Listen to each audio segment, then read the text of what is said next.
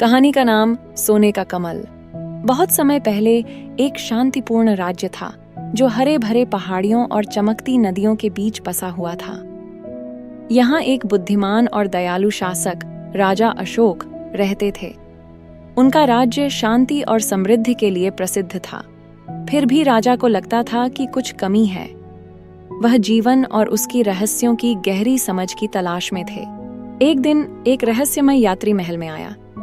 साधारण वस्त्रों में लिपटा और उसकी आंखें सामान्य से परे देखने वाली थीं। यात्री ने अपने आप को ज्ञान की खोज करने वाला बताया। उसने एक छिपे हुए खजाने के बारे में बताया जिसे सोने का कमल कहा जाता था और जो इसे पाएगा उसे गहरी समझ और आंतरिक शांति देगा। राजा अशोक ने इस प्रसिद्ध खजाने की खोज पर निकलने का निर्णय लिया।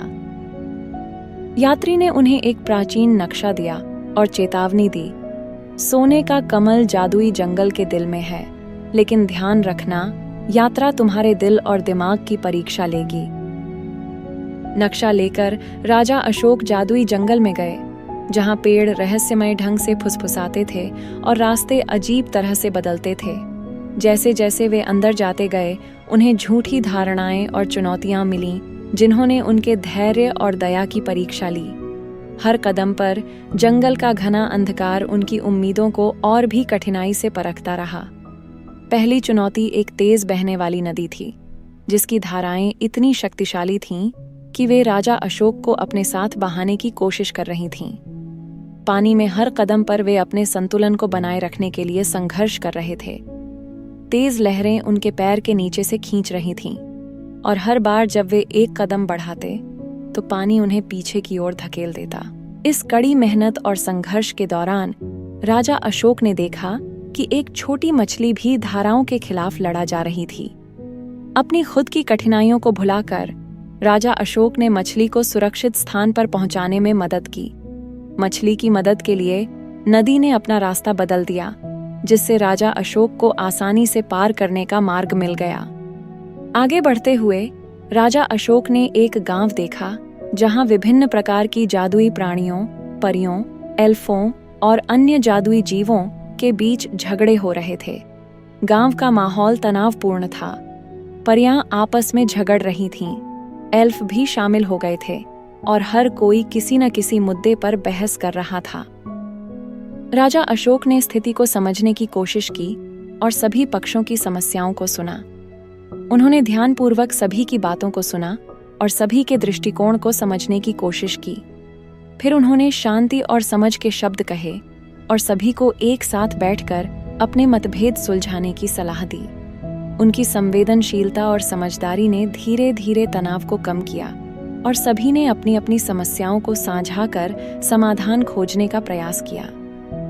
राजा अशोक की मदद और दया के बदले गांव के सभी निवासी, चाहे वे परियां हों, एल्फ हों या अन्य जादुई जीव, ने राजा अशोक को सोने के कमल की ओर जाने वाला जादुई मार्ग दिखाया।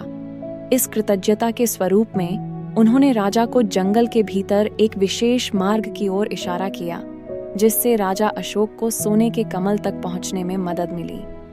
राजा अशोक ने उनकी मदद के लिए आभार प्रकट किया और अब वे अपनी यात्रा की अगली दिशा के लिए पूरी तरह तैयार थे।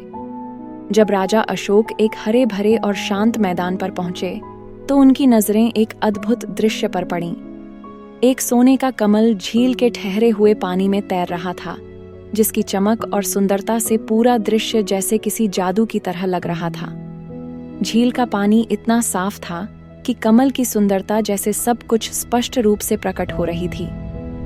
जैसे ही राजा अशोक कमल के करीब जाने लगे, अचानक एक जादुई घटना घटी।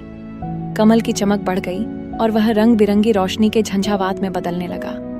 आकाश में अंधेरा छा गया और चारों ओर एक रहस्यमय वातावरण बन गया। इसी अंधकार से एक अद्भुत आकृति उभरी जो शुद्ध प्रकाश का प्राणी थी। उसकी रोशनी इतनी तेज थी कि पूरे झील और आसपास के क्षेत्र को एक चमकदार प्रकाश से भर दिया। यह प्राणी ज्ञान और जागरूकता का प्रतीक था। उसकी उपस्थिति से ऐसा लगा जैसे सृष्टि का गहरा रहस्य सामने आ रहा हो। उसकी चमकदार आंखें और शांत रोशनी ने राजा अशोक को संकेत दिया कि कुछ महत्वपूर्ण और जादुई उनके सामने प्रकट होने वाला है।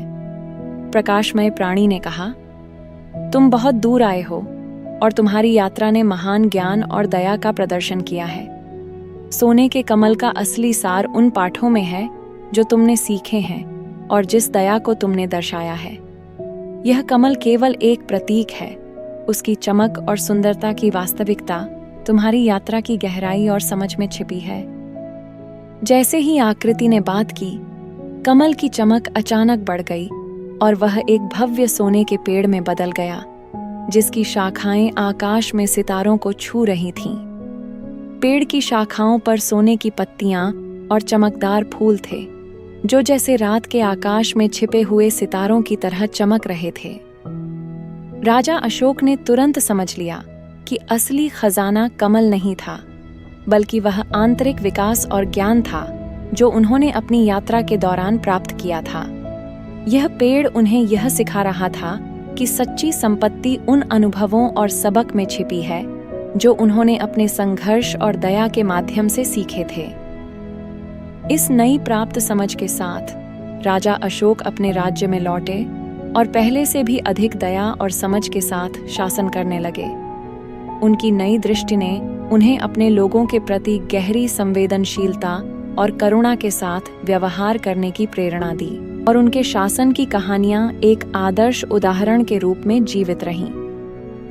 इस कहानी से हमें यह सीखने को मिला कि सच्चा ज्ञान और खुशी उस दया और साहस में होते हैं जो हम अपनी यात्रा के दौरान दिखाते हैं, न कि केवल छिपे हुए खजाने को खोजने में। अगर आपको यह कहानी पसंद आई हो तो कृपया लाइक करें, शेयर करें और सब्सक्राइब करना न भूलें।